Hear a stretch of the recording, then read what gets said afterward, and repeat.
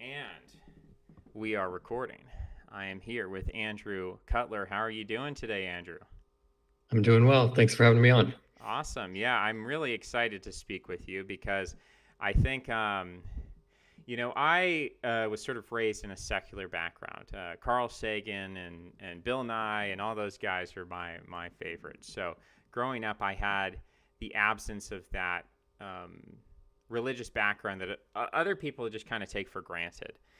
And I think my experience is actually becoming more normal over time, and the religious experience is becoming less normative.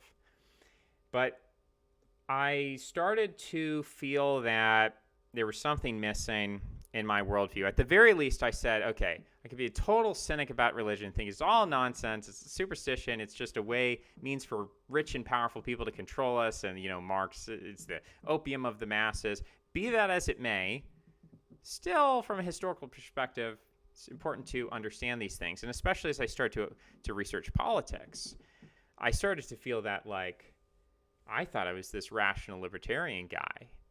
But actually, I found myself in, not a cult in the sense of we were tithing 10% of our income and, sharing our wives with each other, so, crazy like that. But just, it was a cult in terms of there were clear taboos, and if people violated the orthodoxy, they were excommunicated. I was like, this is the same psychological structure as a cult when you get into these fringe, weird political spheres.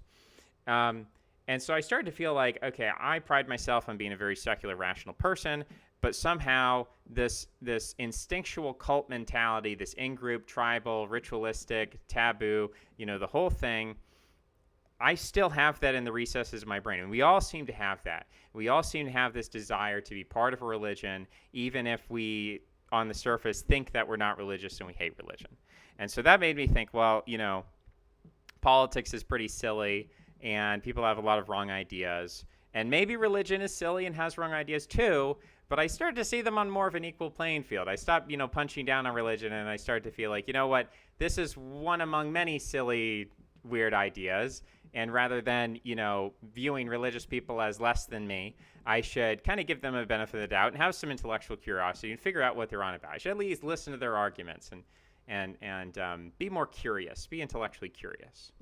So, I really am enjoying having the opportunity to speak with you because I think my personality tends to attract more secular people. I've noticed a lot of people that I speak with, it's just, like attracts like. And so you're a little bit different, and you have a lot of knowledge. And I want to ask you a question of where some people are familiar with Joe Rogan. They might have heard this before. Basically, it's the stoned ape theory. So this is I believe I would attribute it to Terence McKenna. I'm not sure if there's a precursor to that. But his idea is that there's this gap of consciousness between apes and humans. And that somehow or another, drugs like hallucinogens or marijuana or LSD or something got these apes really high, and then they developed consciousness out of that. He also claims at the same time that prehistoric societies like Europe 40,000 years ago was matriarchal.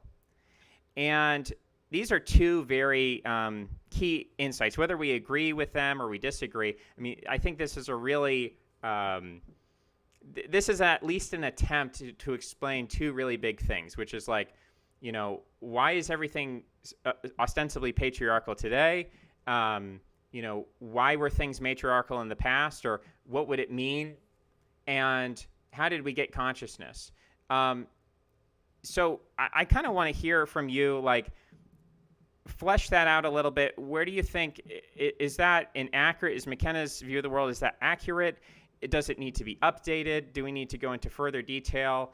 And what other main takeaways other than those two big things would you give us from McKenna? Yeah. Oh, so I'll see what I can do with that multi-part question. So first, I think that McKenna, what I like him on, I think that he's good at taking drugs and articulating that experience. So that's if you listen to him describe, some of my favorite quotes are about his self-transforming machine elves. And he says why why that when he experiences ego death does he see these entities that are made of syntax. And I, at least at the time, he was one of the most articulate people talking about that. And I believe that he was the first to popularize the stoned ape theory. Like I don't think that there were any precursors. And that was essentially I mean, he got stoned and he saw that there was an effect on language.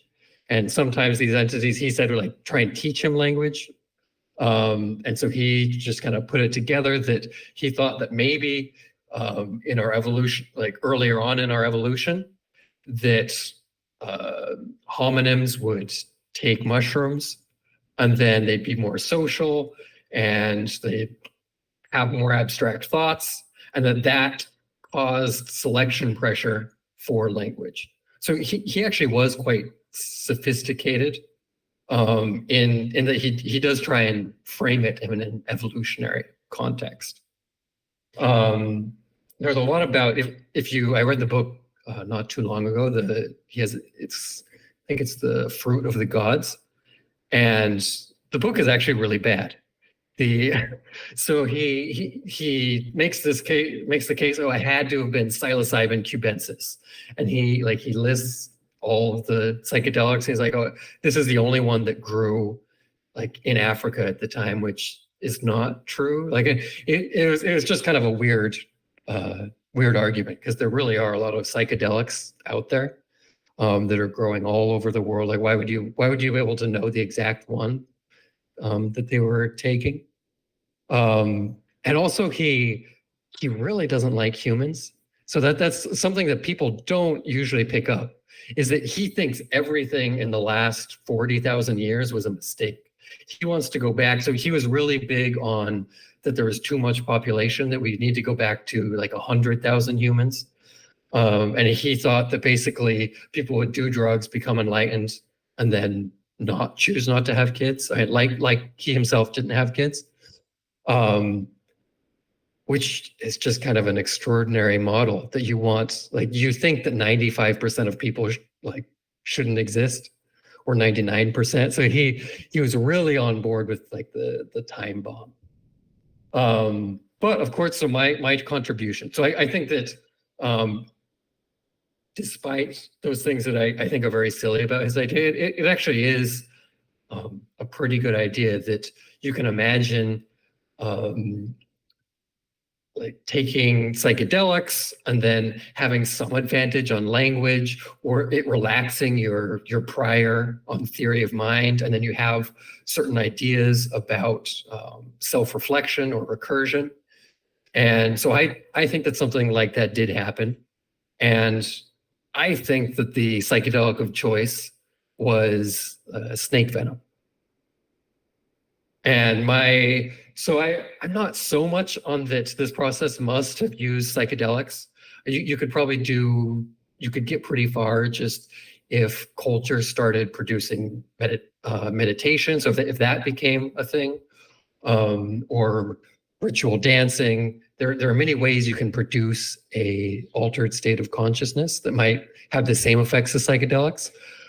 However, if you look at the quote unquote trip reports of people getting bit by snakes, they sometimes do include hallucinations. And there's a small industry still in India of people getting high on snake venom. So there's in India, they call them snake dens, and it includes some psychedelic and hallucinogenic effects. They're usually getting high off cobra and crate. Even there's a famous YouTuber in India who is arrested for dealing in cobra and crate at a rave. That is not something that I knew. I am really interested about this snake venom thesis.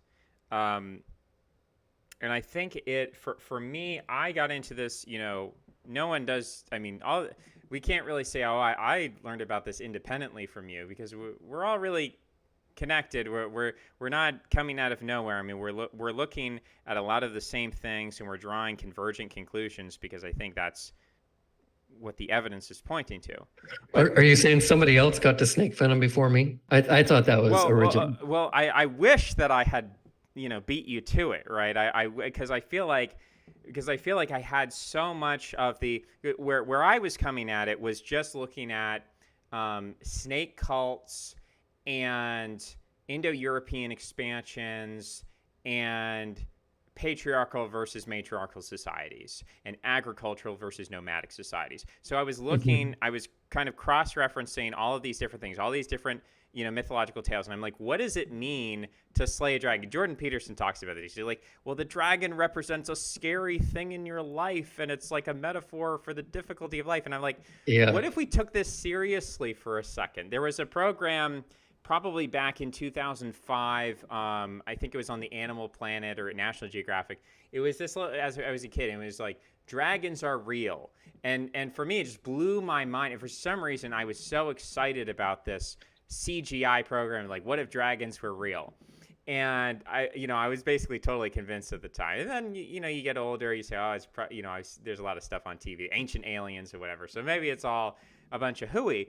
But the image stuck with me, and I just felt like, no, there's too many dragons all over the world. There's too many Chinese dragons, European dragons, Mesoamerican. They're everywhere. There's something about this physical dragon that means something. And so when you came along and I started reading what you had to say, and you said, what about snake venom? I became so excited because I was like, of course, so a snake isn't a dragon necessarily, although the worm, which is an Anglo-Saxon, or you have, I'm trying to think of all the different, Greek terms or whatever, but there are a lot of quote-unquote dragons, which are just serpents. Like when Apollo slays Typhon or Python, like these are snakes. These are not things with wings and legs and so on. So that's very clear. Also, the Medusa doesn't have dragons in her hair. She has snakes in her hair. So there's a lot of instances where it's just very clearly snakes. And you actually find ultimately that there are more snake images than there are dragon images, and that the dragon is just a permutation or an addition to the snake. And in some senses, like you look at the Garden of Eden, and the image of the snake and this explanation. So the snake is cursed to writhe on its belly because the idea is that prior to this curse, like all the other animals, it had legs. And because of the curse, now it doesn't have legs anymore. It has to writhe on its belly. So the idea of a dragon is a reconstruction of a primordial snake, which maybe in evolutionary terms might even be accurate. I don't know, like the homunculus structure of a snake, if its ancestral populations ultimately descends from something that had legs. I don't have the biological facts on hand. That's one way to approach the question. Another way is just to say that when people are using this snake venom, they're getting high. And so why do we give the snake wings? I mean, because you feel like you're being transported to this other dimension. It allows you to travel to different levels of consciousness. So the idea of attaching these wings or feet, legs to the snake, I think could symbolize the way in which, like, yes, the physical snake that we actually extract the venom from, it doesn't have legs and wings, but it has these sort of invisible or spiritual wings and legs that you gain access to once you start hallucinating and you take the venom and that. So, anyway, it's like a fishtail, right? It gets bigger and bigger. Yeah, I mean, when you're hallucinating, things permutate, and you're going to start to project archetypes, like the archetype of an animal with legs or with wings onto this snake. The snake is going to become more complicated. It's going to become more detailed. You're going to add things to it rather than subtracting from it. Because the snake is ultimately the Aurora Boreas. It's like the simplest shape in the circle. So yeah, the fact that you are able to give a real material explanation for why people were obsessed with snakes as a symbol of these cults, which I believe were very real. I was already convinced of that when, Jordan Peterson says, oh, the dragon represents the hard times of life. It's like, no, there were actual people who worshipped actual snakes and dragons. And the fact that Halloween... What time do you think that came up? Like, so what is the important time period to you? Okay, so it's I would say, personally, I would put within the realm of prior to agriculture, but probably after the Ice Age. So I think a good number would be, at the very latest, I would say 10,000 BC, beginning of agriculture. But I'd be comfortable saying something like 12,000 BC. I think once you go back further into an Ice Age period, I guess it's less likely. I mean, I think if we're going to go with that kind of Terence McKenna number of, 40,000 years ago, that's when consciousness starts to emerge, then, you could make the argument that it goes back that far. It's just difficult for me to, marshal any kind of archaeological evidence. Like we have the Venus of Willendorf. We have these feminine matriarchal figurines that we can find from 40,000 years ago, and it's like, this is archaeological evidence. People were worshiping the female form. I haven't seen cave paintings or any kind of evidence that would say, aha, here is a snake cult. We can identify it. But I think in places like Göbekli Tepe, those sort of monolithic structures, or well, they're really not. I mean, there's a lot of those, so they're multilithic, I suppose. But these big stone structures, they start to construct. I would say that's when I am assuming that these things are getting started, and that they start to come under threat. They start to come under attack, and there's a new religious form that starts competing with these things. And I would say that's really the Indo-European expansions, somewhere. And people have a lot of disagreement about when exactly that occurred, but the earliest you say is maybe 6,000 BC, and then the latest is like 2000 BC. And it depends on where you're talking about. So in India, it's going to be much later. Then it's going to be around Armenia and Ukraine and Anatolia. I guess that's a very broad time scale, but. Yeah, I mean, so I have a pretty similar timeline. I'll just give in brief. So I think the first symbolic art starts to show up 50,000 years ago. And then you get some burials going back 70 or 100. But what I think was happening is I think that self-reflective consciousness started to emerge and really get established, let's say 40,000 years ago. Not as self-reflective as we are now. And I think that women then were much more self-reflective than men. I think that if you accept the social brain hypothesis, you have to accept that at the beginning, women had language first. Some people would say they're still the only ones who can talk properly, and us men we're just babbling here. We're doing our best. Yeah, I mean, I haven't gotten that much pushback on this point, actually. I think it is in accordance with people's personal experiences to a large degree. And so what I think happened is that, so they start creating symbolic culture. If you look at all of the pictures of humans from say 40,000 to 10,000, 95% of them are female. Just this extraordinary number that we start making art of the human form, it's all female, and some will interpret the Venus figurines were porn or whatever. But it's just weird. It's just weird that so much of it was about of the art we're making of humans is of women. I would interpret it as women had better theory of mind and were more self-reflective. And then you start getting maybe you have some rituals that teach things about being self-reflective. So they teach that there's kind of you are the one making choices. You are the ghost in the machine. And then somebody gets bit by a snake and it is similar to one of those rituals. And then you start ritualizing snake venom. And so as far as the earliest snake cult, there's a mammoth carved ivory, which has 3 snakes that look like cobras. And on the other side, this really interesting spiral. So just kind of like a psychedelic looking spiral. And that's 24,000 years ago in Malta, Russia. It was the Malta Bure culture. And so that's kind of that would be the earliest. That's also the beginning of the R haplogroup, which we know. So this culture spread into they populated the Americas. They spread down into China. They even some will argue that they had some influence into Göbekli Tepe about 10,000 years later. There's the Sibero Göbekli Tepe hypothesis. And so basically from this point, something cultural could have changed and then spread the whole world over. We know that's possible because of the dog was domesticated around this time and place, and it spread everywhere. And so I think with the dog, or maybe before the dog, certain rituals spread in this snake cult. And that is one of the most important stories of prehistory. So that's kind of my timeline, spread, and this was spreading a lot around the end of the last ice age.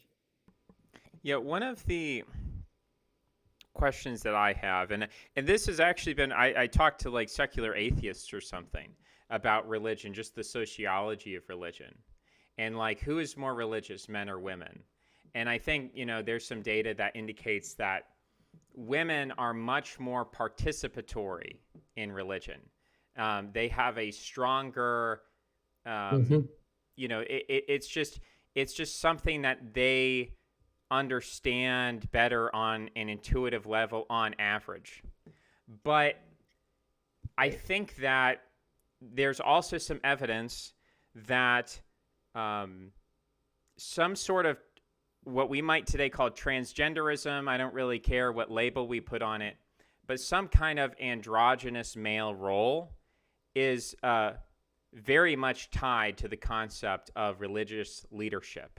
Whether it's a shaman or a priest, this is a very, even Christian celibacy, right? So this idea that somehow when you take on this spiritual leadership role as a man, you have to sacrifice certain elements of your sexual reproductive ability, whether that is castration, whether that is more symbolic as in circumcision, whether that is in wearing robes that might be associated with more of how women dress than with how men dress, whether that's in, hairstyles or makeup or, so many different things.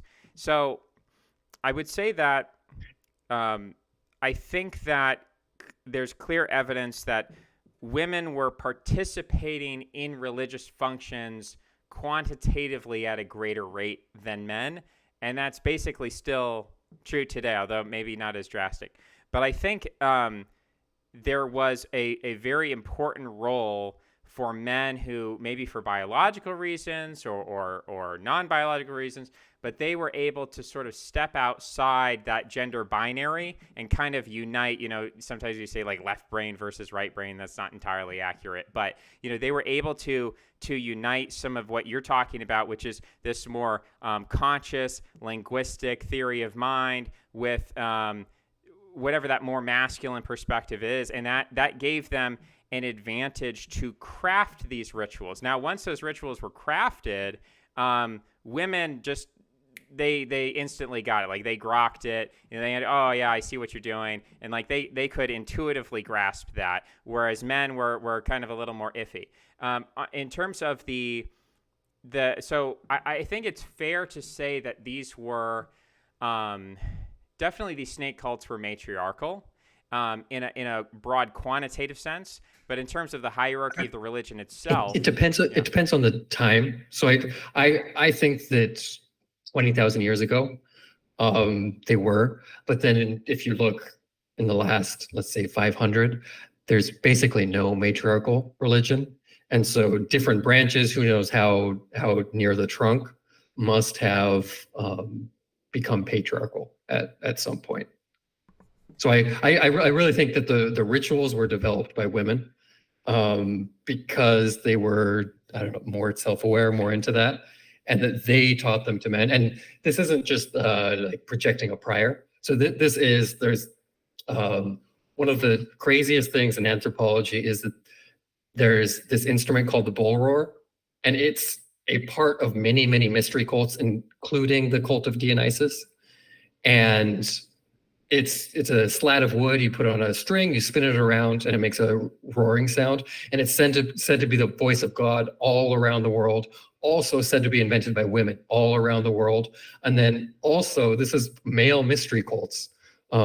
Say are in charge of initiation ceremonies in the Americas or Africa or Australia.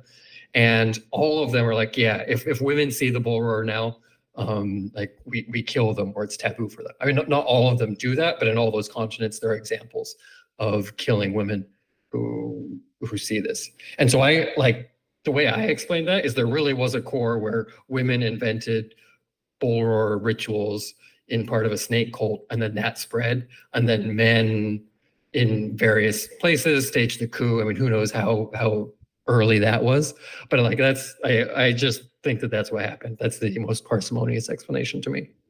Yeah, the other or the other perspective I'd bring in would be regarding, you talked about how some people would describe the Venus as Willendorf as pornography, and that's kind of a crude, way to refer it. It's sort of pejorative to say that, but I guess I would say that if I had to ask ChatGPT today, like, take every single image that humans have ever produced of humans, what percentage of those images are female? I think we'd probably still, I think it's true that it changes over time, right? So if you go to ancient Greece and you look at the Koros, or the Koros, sorry, I'm mixing up Indo-European terms here. The Koros is this young man. And so they were like very emphasizing that and really not depicting women whatsoever. And then later on, they start bringing in, the female form. But there's this, Camille Paglia says this, that, a Greek female statue is somewhat of a male form with kind of bolted on breasts. Like it's not really this Venus of Willendorf. It's not this, eminently feminine. It's kind of an Apollonian version of the feminine, or the contained feminine. Which is very in line with the patriarchal Greek culture, like containing the feminine, right? Pandora's box. Like, it's the same as the bull roar thing. You get near that box, she's going to open it, and she's going to destroy the whole world. So we got to keep her away from that box. So, absolutely, there is something about, when we, I'm trying to remember the famous play of the Bacchae. So, these women, they die, and that's why I still am sympathetic to, and again, it could just be a matter of we're talking about different time scales, and I don't think these are necessarily contradictory positions. I think it just speaks to I haven't gone that far back. I basically I'm like I can't even try to imagine what things were like before agriculture, so I'm not even going to I'm just going to focus on what happened afterward. And so then when I focus on that, then I'm saying, okay, well, the cult of Dionysus, you have this androgynous man who takes all the women, and he just they unleash this terrible power, and it destroys the state, it destroys the patriarchy and whatever. So yeah, there's different chronological layers to this. This evolves over time, and there's a back and forth. And so the interesting question to me is this image of slaying the dragon. And I think I'm already kind of hinting at this idea that I think the dragon slaying cult, the dragon slaying myth, is a cultural opposition, that there's two different systems that are colliding geographically, politically, culturally, linguistically, and they're coming up with these stories about how to deal with that collision, which is traumatic for both sides. It's even though some people say, well, maybe the Indo-European expansion wasn't violent, they weren't killing people, maybe it was a peaceful expansion, but still, even a peaceful cultural expansion can be traumatic for people. Anytime you have norms and religions changing, that's a form of spiritual or psychological dislocation, alienation. So at the bare minimum, they're trying to figure out how do we reconcile these opposing traditions. And so they said, we're going to have the dragon slaying myth. So we're not going to totally forget about those snake cults. We're not going to totally pretend that they never existed. We're going to sort of enshrine them in this dualist theology, where on the one hand, there is the snake, there is the dragon. It is powerful. It does have all of this magic power.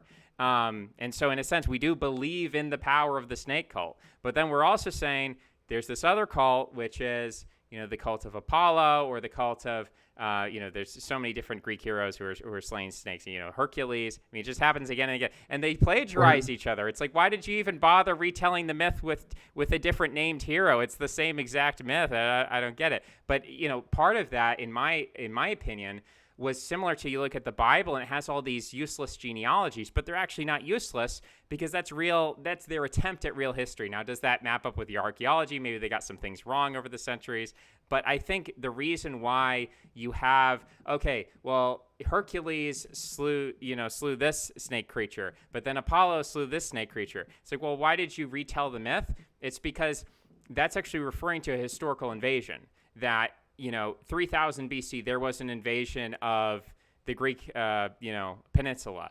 And then in 1600 BC, there was another invasion because these were nomadic peoples in the steppe, and they didn't all invade they didn't vacate the steppe. They sent out these Koryos bands. They sent out these military bands, and then they conquered, and then they assimilated to the local population. They syncretized, and then another Koryos band, 1,500 years later, would do the exact same thing. And so you get these layerings of mythology and this recursive repetition of mythology, which is an attempt not just to tell a story about the human soul and the struggle of dealing with your personal problems, but it's actually, they're trying to preserve historical dates. And there are Greek authors you can look at and they're like, well, this is when Apollo did this and this is when Hercules did that. So there's a lot of layers to this, but I guess that's maybe there is no single answer to this question, again, because we're dealing with chronology and syncretism. So at certain points, the dragon slaying myth is probably more oppositional, and at other points, it's probably more syncretistic. But I guess what is your maybe kind of dial into the timeline and those cultural and I guess a question we haven't investigated so far is if it's true that there was an opposition to the snake cult, what was that cult? What did it believe? What practices did it have? Obviously, we're saying it is more patriarchal. Is there a reason for that? Kind of flesh out for me what you think about that opposing culture. Yeah, so I think that the snake was an ambivalent figure even in the snake cult. I think that if you're going to have a hallucinogenic trip using snake venom, this was a death and rebirth cult. And so you also had to, you were in conflict with the snake then. And then there's also, you can think of these, a lot of people thought of themselves as children of the serpent. So the Scythians, the Aztecs, there's many. And so you can see people let's say they come to identify with the cult, and then some other group comes through, and then you get the story of Apollo, where Apollo defeats the snake cult, or you get the story of Genesis, where there's the snake cult, where it was you would ritually eat the knowledge of good and evil, kind of knowledge that I am a moral agent and I will someday die. And then when it's told in patriarchal times, the snake becomes just exclusively the enemy. That it's no longer ambiguous that way. And so that's what I think in the snake cult, it was ambiguous. And then afterwards, you get these historical developments where you have Apollo or Genesis that are kind of rewriting that theology. Right? Same with Eve too. So Eve was a snake goddess before. And then you have Genesis as a bit of a polemic against Eve. Yeah, I'm trying to remember in Egyptian mythology, there is a god, I believe, called Amit, with the head of a crocodile. So maybe a stretch because crocodiles don't have poisonous venom, but it is one of the more snake. Of course, there's also a snake god of chaos that that there's a story of the cycle of the sun, and the snake is trying to devour the sun, which Apollo is also the god of the sun. So there's that tension there. But I think even if you look at Egyptian mythology, where this devourer Amit, this reptilian devourer, is kind of performing like a sacred function. Like if you are a bad person, this dragon is going to eat you, and that's a good thing because you were a bad person. You should have been good. Like this is the incentive structure, and so it's not like obviously the gods do contend with snakes, and they fight the snake of destruction or chaos. But Amit, as a serpentine figure, serves this purpose of kind of being the Cerberus, in Greece. It's a dog instead of a crocodile, but it's like there is a guardian of the underworld to prevent unworthy souls from going to paradise. So there is like this. There is ultimately a utilitarian kind of a notion of justice. Like the snake symbolizes the wisdom of justice, which, that's kind of the snake in the Garden of Eden, is like the knowledge of good and evil. That's also the knowledge of justice. And, Jesus says, be as wise as serpents. So the concept of wisdom, right? So Amit is like this, is the police officer of or the judge in a certain sense, although not actually holding the scales of justice itself, but being beside and kind of executing justice on the people who are judged to be evil. So yeah, there's definitely more ambiguity about reptilian, draconic, serpentine figures in Egyptian mythology than there is in Greek mythology. And I think from my perspective, that's due to the fact that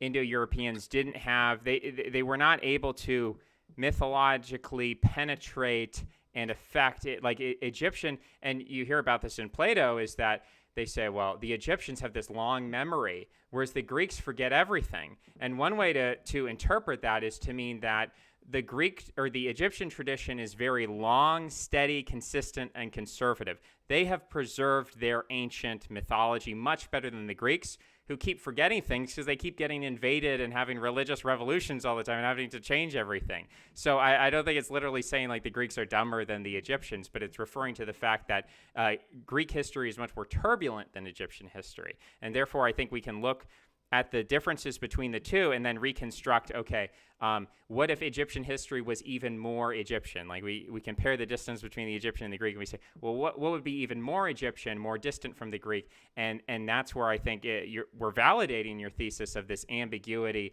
of the snake, at the very least, if not an entirely positive vision.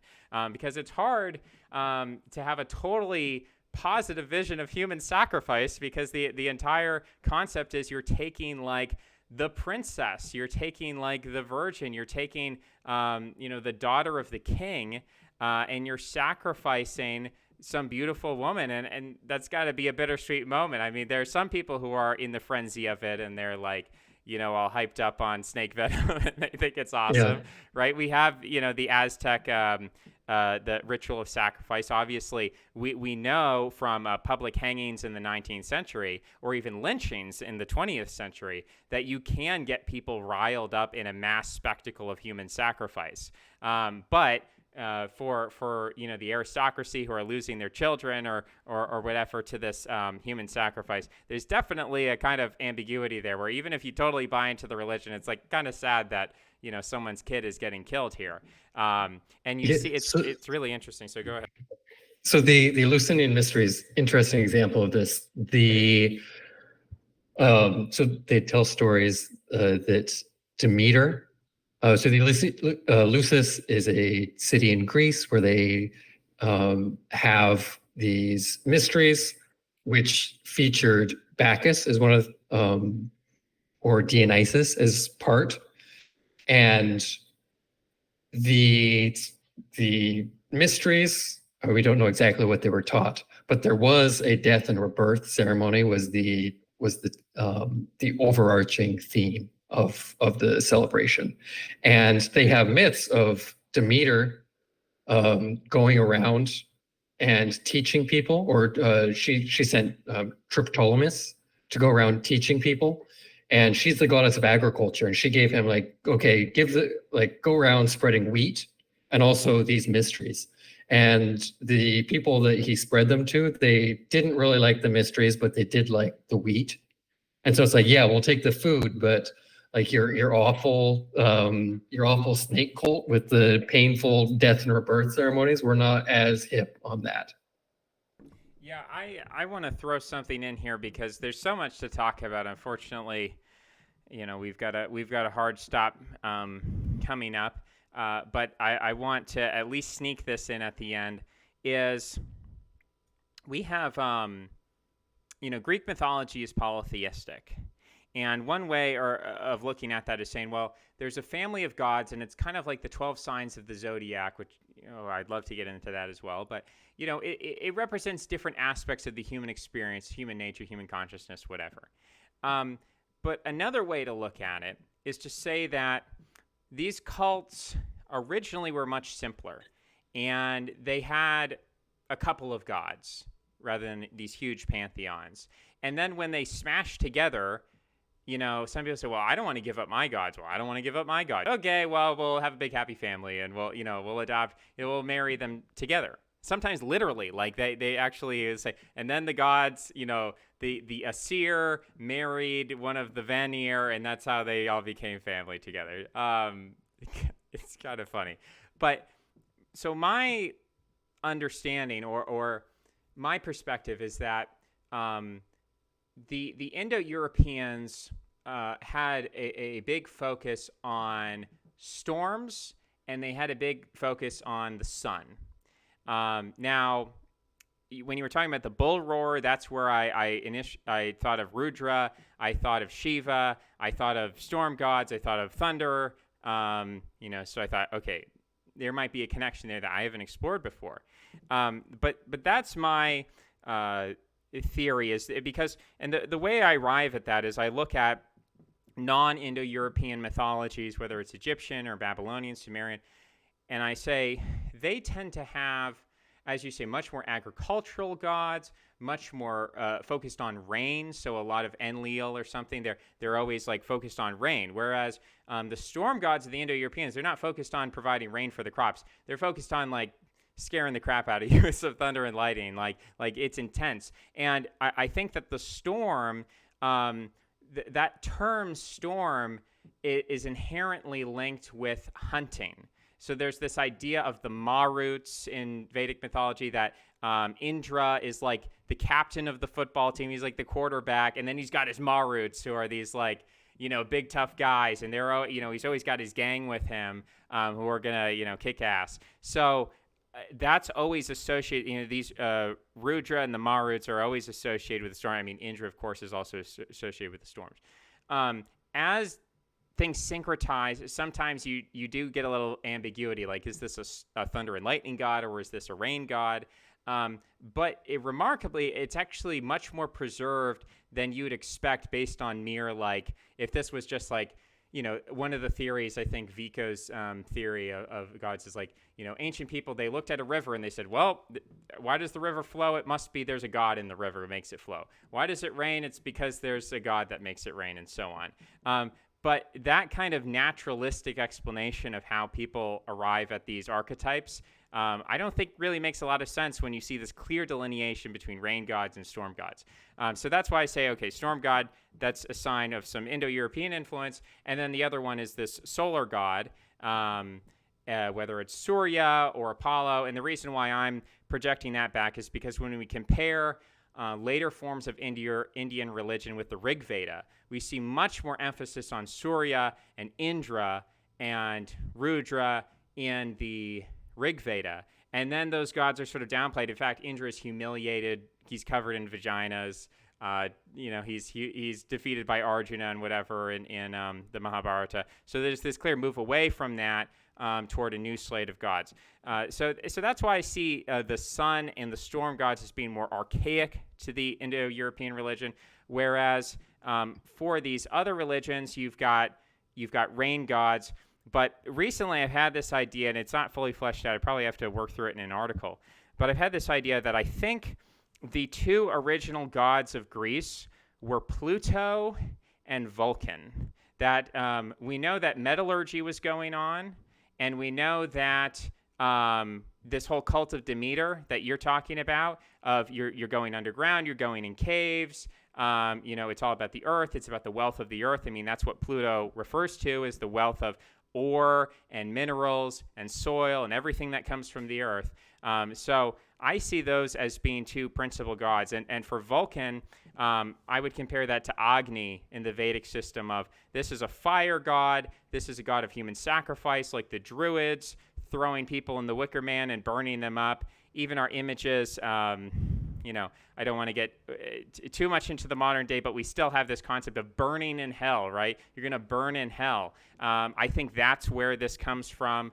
That's how I would characterize my current understanding of those. But yeah, there's a lot of making that into a binary, I think, is just because I focus so much on Greece and figuring out how Greek religion came about.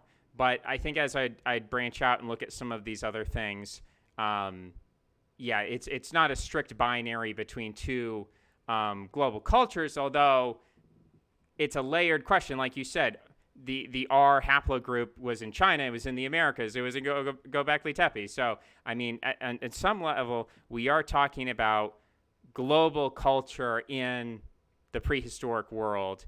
But in another sense, there are these localized events that give us these particularities. So I just wanted to slip that rant in there because I'm really excited about what we're talking about, and I wanted to make sure I didn't forget that. So maybe the next time we speak, we can dig more, because there's so much more to go into.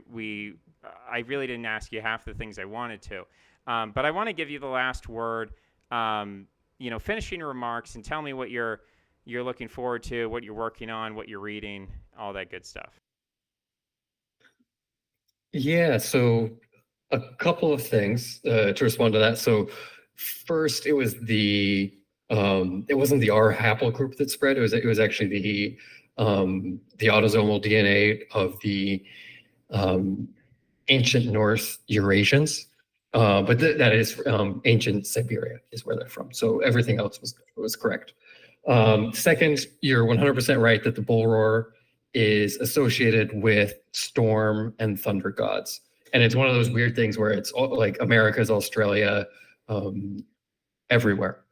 And so I think, so I'm interested in religion worldwide. So I'm currently reading about a few books. One of them is about the pygmies and their religion, which has some really surprising connections to the creation story in Genesis. So various anthropological works. I'm also interested in genetics, linguistics. A lot of our discussion, I didn't really give much of a framework, but people can find that on the Eve theory of consciousness, which is pinned on my blog, Vectors of Mind. Or maybe a way to ease yourself in, the snake cult of consciousness. That's the crowd pleaser. And let's see, future things I'm excited about.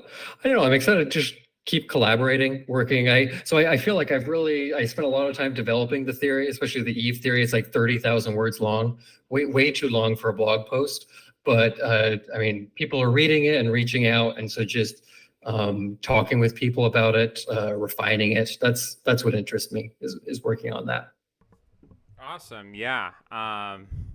I really love this introduction. I'm on the same wavelength as you in that respect. So I hope this is, just one in a series of conversations that we're able to have. And I'm looking forward to your other collaborations as well. So yeah, absolutely appreciate you coming on.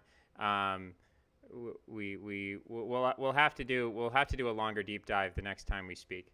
But that will be all for now. Really appreciate it, and hopefully we'll talk again soon. Okay, thanks for having me. Absolutely. Take care.